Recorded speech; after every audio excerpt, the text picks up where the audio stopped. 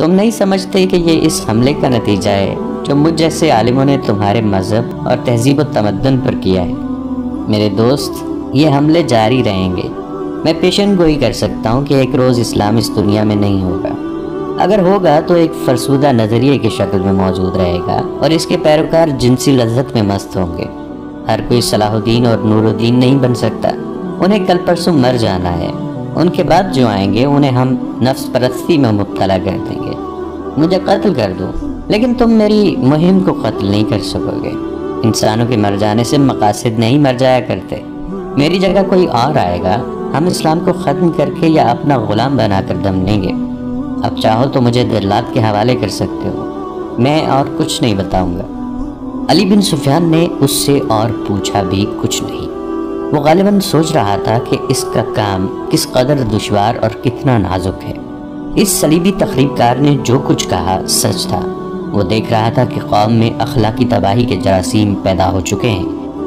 عرب کے امراء اور وزراء تو پوری طرح تباہ ہو چکے تھے۔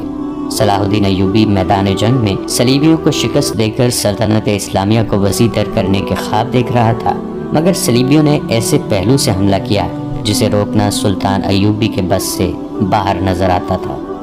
علی بن سفیان عالم جاسوس کی کوٹھڑی بند کروا کے ان کوٹھڑیوں کے سامنے جا کھڑا ہوا جن میں لڑکیاں قید تھیں۔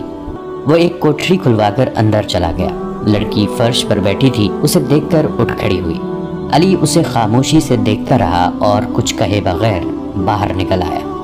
اگلے روز دوپہر کے کھانے کے بعد فوج اور انتظامیہ کے تمام حاکم اور عہدیدار اس کمرے میں جمع تھے جہاں صلاح الدین ایوبی انہیں احکامات اور ہدایات دیا کرتا تھا۔ ان سب کو پتہ چل چکا تھا کہ ایک جاسوس 2 لڑکیوں کے ہمراہ پکڑا گیا ہے۔ وہ آپس میں چیمگوئیاں کر رہے تھے کہ سلطان ایوبی آ گئے۔ انہوں نے سب کو گہری نظر سے یوں دیکھا جیسے ان میں سے کسی کو تلاش کر رہے ہوں۔ میرے عزیز ساتھیوں، انہوں نے کہا، آپ نے سن لیا ہوگا کہ ہم نے مسجد سے ایک صلیبی کو پکڑا ہے جو وہاں باقاعدہ امام بنا ہوا تھا۔ انہوں نے تفصیل سے بتایا کہ اسے کس طرح پکڑا گیا ہے۔ پھر انہیں وہ باتیں سنائی جو جاسوس نے علی بن سفیان کے ساتھ قید خانے میں کی تھی۔ علی بن سفیان یہ باتیں سلطان ایوبی کو سنا چکا تھا۔ سلطان صلاح الدین ایوبی نے کہا، میں نے آپ کو یہ بات سنانے کے لیے نہیں بلوایا کہ جاسوسوں اور تخریب کاروں سے بچو۔ میں آپ کو یہ بھی نہیں کہوں گا کہ اسلام کے دشمنوں کے ساتھ دوستی کرنے والا جہنم میں جائے گا۔ میں صرف یہ کہوں گا کہ کفار کے ساتھ دوستی کرنے والے کے لیے میں یہ دنیا جہنم بنا دوں گا۔ میں اب کسی غدار کو سزائے موت نہیں دوں گا۔ موت نجات کا ذریعہ ہے۔ میں نے اب غدار کے لیے یہ سزا مقرر کی ہے کہ اس کے گلے میں رسی ڈال کر ایک تختی آگے اور ایک پیچھے لگا کر اسے ہر روز بازاروں میں سے گھما کر چوک میں کھڑا کر دیا جائے گا، اور ان تختیوں پہ لکھا ہوگا، میں غدار ہوں۔ اسے ہر روز صبح سے شام تک کھڑا رکھا جائے گا تاکہ کہ وہ بھوکا پیاسا مر جائے اور اس کی لاش شہر سے باہر پھینک دی جائے گی۔ اس کے لواحقین کو اجازت نہیں دی جائے گی کہ اس کا جنازہ پڑھیں یا اسے دفن کریں۔ لیکن میرے عزیز دوستو، اس سے دشمن کا کچھ نہیں بگڑے گا۔ وہ ایک اور غدار پیدا کر لے گا۔ جب تک آپ کے پاس عورت کی بے حیائی اور زر و جواہرات کی فراوانی اور ہمارے پاس ایمان کی کمی ہے، وہ غدار پیدا کرتا رہے گا۔ کیا یہ آپ کی غیرت کے لیے چیلنج نہیں کہ آپ کا دشمن آپ کی مسجد میں بیٹھ کر آپ کا قرآن ہاتھ میں لے کر آپ کے رسول صلی اللہ علیہ وآلہ وسلم کے فرمان کو مسخ کرے؟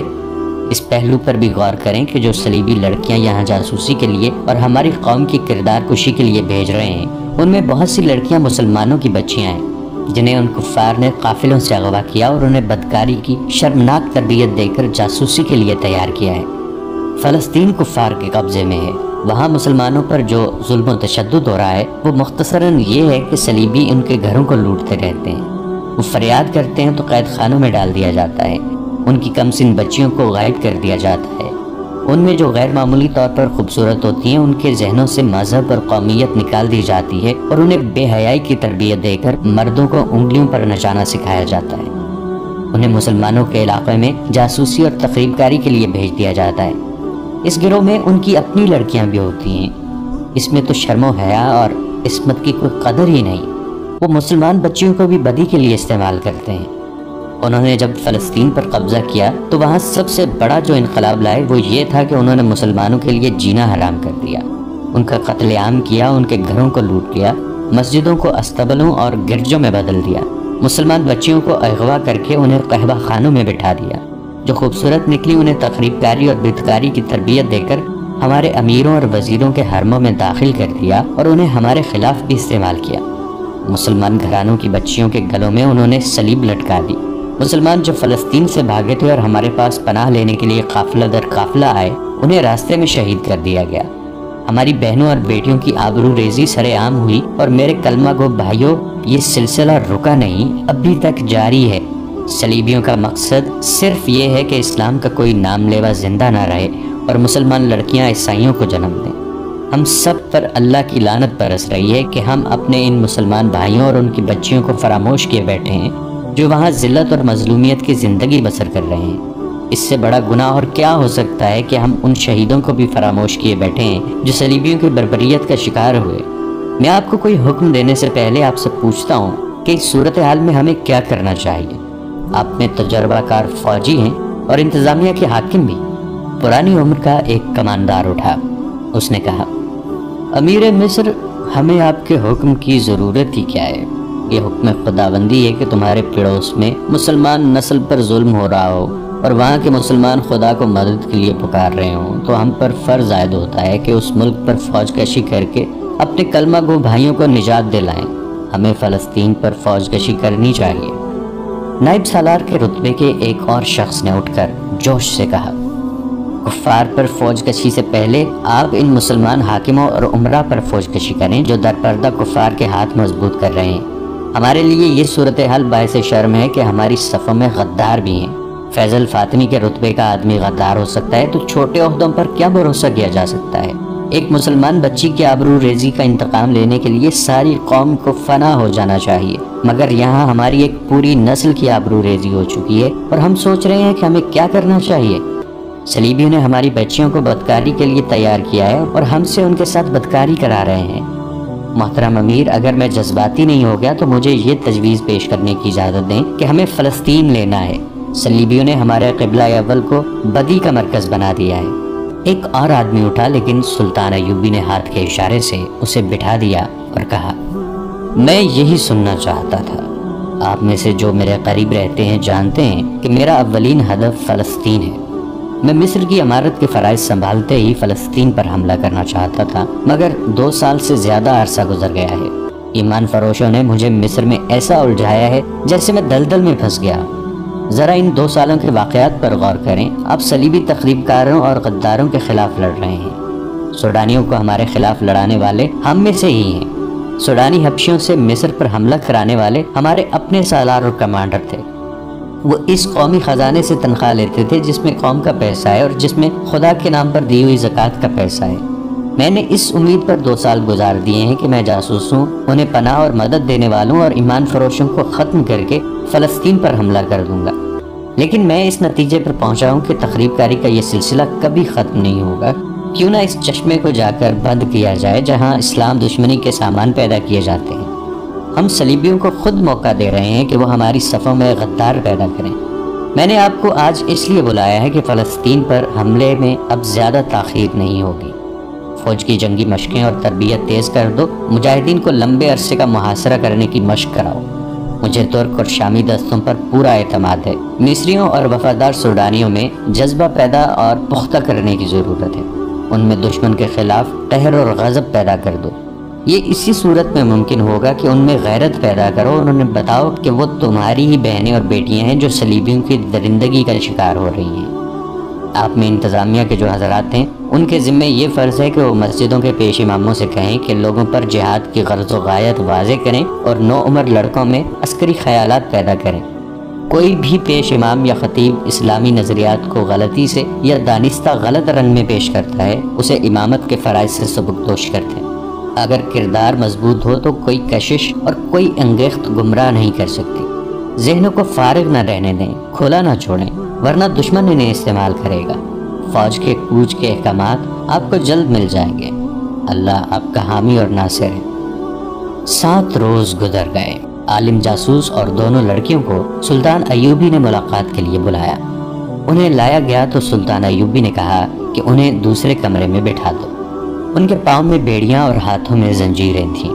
انہیں جس کمرے میں بٹھایا گیا وہ سلطان ایوبی کے خاص کمرے کے ساتھ تھا۔ دونوں کے درمیان ایک دروازہ تھا جس کا ایک کواڑ کھلا ہوا تھا۔ سلطان ایوبی کمرے میں ٹہل رہے تھے۔ انہوں نے ٹہلتے ٹہلتے کہا، میں فوری طور پر کرک پر حملہ کرنے کا فیصلہ کر چکا ہوں۔ کرک فلسطین کا ایک قلعہ نما قصبہ تھا۔ دوسرا مشہور قصبہ شوبک تھا، یہ بھی ایک مضبوط قلعہ تھا۔ شوبک کو صلیبیوں نے مرکز بنا رکھا تھا۔ صلیبی بادشاہ اور اعلیٰ کمانڈر شوبک میں ہی اکٹھے ہوا کرتے تھے۔ یہی صلیبیوں کی انٹیلیجنس کا ہیڈ کوارٹر تھا اور یہ جاسوسوں کا ٹریننگ کیمپ تھا۔ سلطان ایوبی کے فوجی اور شہری انتظامیہ کے حلقوں میں یہ خیال یقین کی حد تک تھا کہ سلطان ایوبی سب سے پہلے شوبک پر حملہ کریں گے، کیونکہ اس جگہ کی اہمیت ہی ایسی تھی۔ اگر اس مضبوط اڈے کو سر کر لیا جاتا تو صلیبیوں کی کمر توڑی جا سکتی تھی، مگر سلطان ایوبی کہہ رہے تھے کہ پہلے کرک پر حملہ کیا جائے۔ یہ تو ثانوی اہمیت کی جگہ تھی۔ ایک نائب سالار نے کہا، محترم امیر، آپ کا حکم سر آنکھوں پر۔ میری ناقص رائے یہ ہے کہ پہلے شوبک سر کر لیا جائے۔ دشمن کی مرکزی کمان ختم کرنا ضروری ہے۔ اگر ہم نے شوبک لے لیا تو کرک لینا کوئی مشکل نہیں ہوگا، اور اگر ہم نے کرک پر طاقت ضائع کر دی تو شوبک لینا مشکل ہو جائے گا۔ دوسرے کمرے میں جاسوس بیٹھے تھے۔ درمیانی دروازے کا ایک کواڑ کھلا تھا۔ سلطان ایوبی کے کمرے کی آوازیں اس کمرے میں صاف سنائی دے رہی تھیں۔ عالم جاسوس کے کان کھڑے ہوئے، وہ آہستہ آہستہ سرک کر دروازے کے ساتھ ہو گیا۔ اس وقت سلطان ایوبی کہہ رہے تھے، میں درجہ بدرجہ پیش قدمی کرنا چاہتا ہوں۔ کرک شوبک کی نسبت آسان شکار ہے، میں اس پر قبضہ کر کے اسے اڈا بنا لوں گا۔ کمک منگوا کر اور فوج کو کچھ عرصہ آرام دے کر پوری تیاری کے بعد شوبک پر حملہ کروں گا۔ اس قصبے کا دفاع ہمارے جاسوسوں کے کہنے کے مطابق اتنا مضبوط ہے کہ ہمیں لمبے عرصے تک اسے محاصرے میں رکھنا پڑے گا۔ میرا خیال ہے کہ کرک پر ہماری زیادہ طاقت ضائع نہیں ہوگی۔ ہمیں پہلے ایک اڈا چاہیے اور ایسی رسد گاہ جہاں سے ہمیں فوری طور پر رسد ملتی رہے۔ عالم جاسوس دروازے کے ساتھ بیٹھا سن رہا تھا۔ دونوں لڑکیاں بھی اس کے پاس آ بیٹھی۔ علی بن سفیان نے بھی دھیان نہ دیا کہ ایسی راز کی باتیں جاسوسوں کے کانوں میں پہنچ رہی ہیں۔ ہو سکتا ہے سلطان ایوبی اور علی بن سفیان نے اس لیے احتیاط نہ کی ہو کہ ان جاسوسوں کو شوبک واپس توڑے ہی جانا تھا۔ انہیں تو ساری عمر قید میں گزارنا تھی یا جلاد کے ہاتھوں مرنا تھا۔ عالم جاسوس نے لڑکیوں سے سرگوشی میں کہا، کاش ہم میں سے کوئی ایک یہاں سے نکل سکے اور صلاح الدین ایوبی کے اس ارادے کی اطلاع شوبک اور کرک تک پہنچا دے۔ یہ کتنا قیمتی راز ہے۔ اگر پہلے ہی وہاں پہنچا دیا جائے تو مسلمانوں کی فوج کو کرک کے راستے میں ہی لڑائی میں الجھا کر اس کی طاقت ختم کی جا سکتی ہے۔ ان کا حملہ کرک سے دور ہی پسپائی میں بدلا جا سکتا ہے۔ ہمیں مکمل رازداری کی ضرورت ہے، سلطان ایوبی نے اپنے کمرے میں ٹہلتے ہوئے کہا۔ اگر صلیبیوں کو ہمارے حملے کی خبر قبل از وقت ہو گئی تو ہم کرک تک نہیں پہنچ سکیں گے، وہ ہمیں راستے میں روک لیں گے۔ ہمارے لیے خطرہ یہ ہے کہ صلیبیوں کے مقابلے میں ہماری فوج بہت کم ہے۔ صلیبیوں کی نفری زیادہ ہونے کے علاوہ ان کے گھوڑے اور ہتھیار ہم سے بہتر ہیں۔ ان کے خود لوہے کے ہیں اور وہ ذرا بختر بھی پہنتے ہیں۔ اس سے ہمارے تیر انداز بیکار ثابت ہوئے ہیں۔ میں چاہتا ہوں کہ صلیبیوں کو بے خبری میں ڈالوں تاکہ انہیں کھلے میدان میں لڑنے کا موقع نہ ملے۔ اگر وہ کھلے میدان میں لڑے تو ہمارے عقب میں آ کر وہ ہماری رسد کا نظام روک دیں گے۔ اس کا نتیجہ پسپائی اور شکست کے سوا اور کچھ نہیں ہوگا۔ میں وہ راستہ اختیار کروں گا جو جاریب کے ٹیلوں میں سے گزرتا ہے۔ یہ بڑا وسیع اور ریز علاقہ ہے۔ مجھے خطرہ صرف یہ نظر آ رہا ہے کہ صلیبی راستے میں آ کر لڑے تو ہمیں شکست کے لیے تیار رہنا چاہیے۔ اس کا علاج یہ ہے کہ فوج کو 3-4 حصوں میں تقسیم کر کے صرف رات کے وقت کوچ کرایا جائے، دن کے وقت کوئی حرکت نہ کی جائے۔ علی بن سفیان نے کہا، راستے میں کوئی بھی اجنبی آدمی یا قافلہ نظر آئے اسے روک لیا جائے اور کرک تک پہنچنے تک اسے اپنے ساتھ رکھا جائے۔ جاسوسی کے خلاف یہی اقدام کارگر ہو سکتا ہے۔ اس وقت جب عالم جاسوس اور 2 لڑکیاں سلطان ایوبی کی زبان سے اس قدر نازک اور اہم منصوبہ سن رہی تھیں، شوبک کے قلعے میں صلیبیوں کی اہم شخصیتوں اور کمانڈروں کی کانفرنس بیٹھی ہوئی تھی۔ وہ لوگ پریشان سے تھے۔ ان میں حاتم الاکبر نام کا ایک مصری مسلمان بھی بیٹھا تھا۔ وہ انہیں یہ خبریں تفصیل سے سنا چکا تھا کہ خلیفہ العاضد معزولی کے بعد مر چکا ہے۔ مصر اب بغداد کے خلیفہ کے تحت آ گیا ہے۔ صلیبیوں کا وفادار مسلمان نائب سالار رجب پر اصرار طریقے سے مارا جا چکا ہے۔ وہ جن 3 لڑکیوں کو شوبک سے لے گیا تھا وہ ماری جا چکی ہیں، اور صلیبیوں کا ایک اور وفادار مسلمان فوجی حاکم فیضل فاطمی بھی جلاد کے ہاتھوں مروا دیا گیا ہے۔ اب حاتم الاکبر نے انہیں یہ خبر سنائی کہ جس عالم جاسوس کو 2 لڑکیوں کے ساتھ قاہرہ بھیجا گیا تھا وہ عین اس وقت لڑکیوں سمیت گرفتار ہو گیا جب اس کا مشن کامیاب ہو رہا تھا۔ یہ ثبوت ہے کہ سلطان صلاح الدین ایوبی کا سراغ رسانی کا نظام بہت ہوشیار ہے۔ کناٹ نے کہا۔ کناٹ صلیبیوں کا مشہور حکمران اور فوجی کمانڈر تھا۔ اس نے کہا، ان لڑکیوں کو وہاں سے آزاد کرانا ممکن نہیں، نہایت اچھی لڑکیاں ضائع ہوتی جا رہی ہیں، صلیب کی خاطر ہمیں یہ قربانی دینی پڑے گی۔ صلیبیوں کے ایک اور بادشاہ اور فوجی کمانڈر گے آف لوزنیان نے کہا، ہمیں بھی مرنا ہے، ہمارے جو آدمی پکڑے گئے ہیں انہیں بھول جاؤ، ان کی جگہ اور آدمی بھیجو۔ یہ 2 لڑکیاں کہاں سے آئی تھیں؟ اس نے پوچھا۔ اور وہ 3 لڑکیاں کون تھیں جو رجب کے ساتھ ماری گئی تھیں؟ ان میں 2 عیسائی تھیں، ان کے انٹیلیجنس کے سربراہ نے جواب دیا۔ دونوں اطالوی تھیں اور 3 مسلمان تھیں، انہیں بچپن میں اڑایا گیا تھا، بہت خوبصورت تھیں، جوانی تک انہیں یاد نہیں رہا تھا کہ وہ مسلمان تھیں، ہم نے انہیں بچپن میں ہی اس فن کی تربیت دینی شروع کر دی تھی۔ یہ شک نہیں کیا جا سکتا کہ انہیں چونکہ معلوم تھا کہ وہ مسلمان ہیں اس لیے انہوں نے ہمیں دھوکہ دیا۔ مسلمان تھیں تو کیا؟ کناٹ نے کہا اور حاتم الاکبر کی طرف اشارہ کر کے کہا، ہمارا پیارا دوست حاتم بھی تو مسلمان ہے، کیا اسے اپنے مذہب کا پاس نہیں؟ اس نے شراب کا گلاس حاتم کے ہاتھ میں دے کر کہا، حاتم جانتا ہے کہ صلاح الدین ایوبی مصر کو غلامی کی زنجیروں میں جکڑنا چاہتا ہے اور وہ اسلام کے نام پر کھیل رہا ہے۔ ہم مصر کو آزاد کرانا چاہتے ہیں، اس کا طریقہ یہی ہے کہ صلاح الدین ایوبی کو مصر میں چین سے بیٹھنے نہ دیا جائے۔ حاتم الاکبر صلیبیوں کی شراب میں بدمست اس کی تائید میں سر ہلا رہا تھا۔ اس نے کہا، میں اب وہاں ایسا انتظام کروں گا کہ آپ کا کوئی آدمی وہاں پکڑا نہیں جا سکے گا۔ اگر ہم مصر میں یہ زمین دوز گڑبڑ جاری نہ رکھتے تو صلاح الدین ہم پر کب کا حملہ کر چکا ہوتا۔ ایک صلیبی کمانڈر نے کہا، یہ ہماری کامیابی ہے کہ ہم اس کی طاقت اس کے اپنے آدمیوں پر ضائع کر رہے ہیں، کیا اس کے اور علی بن سفیان کے خاتمے کا بھی کوئی انتظام نہیں ہوا؟ کناٹ نے پوچھا۔ کئی بار ہو چکا ہے، انٹیلیجنس کے سربراہ نے کہا، لیکن کامیابی نہیں ہوئی۔ ناکامی کی وجہ یہ ہے کہ دونوں پتھر قسم کے انسان ہیں، نہ وہ شراب پیتے ہیں نہ عورت کو پسند کرتے ہیں، اس لیے نہ انہیں شراب میں کچھ دیا جا سکتا ہے نہ عورت کے ہاتھوں مروایا جا سکتا ہے۔ اب کامیابی کی توقع ہے۔ ایوبی کے باڈی گارڈز میں 4 آدمی فدائی ہیں، انہیں میں نے بڑی چابک دستی سے وہاں تک پہنچا دیا ہے، جب بھی موقع ملا دونوں کو یا ایک کو ختم کر دیں گے۔ کیا ہمارے ہاں ایوبی کے بھیجے ہوئے جاسوس ہیں؟ گے آف لوزنیان نے کہا۔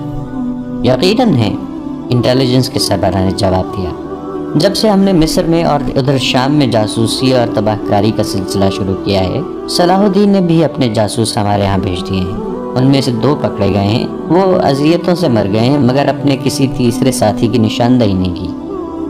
ان کی کامیابی کس حد تک ہے؟ بہت حد تک، دوسرے نے جواب دیا۔ کرک میں ہماری رسد کو جو آگ لگی تھی، جس میں آدھی رسد جل گئی اور 11 گھوڑے زندہ جل گئے تھے، وہ ایوبی کے تباہ کار جاسوسوں کا کام تھا۔ میں آپ کو یہ بھی بتا سکتا ہوں کہ ہماری جنگی کیفیت اور اہلیت کی پوری معلومات صلاح الدین ایوبی کو ملتی رہتی ہیں۔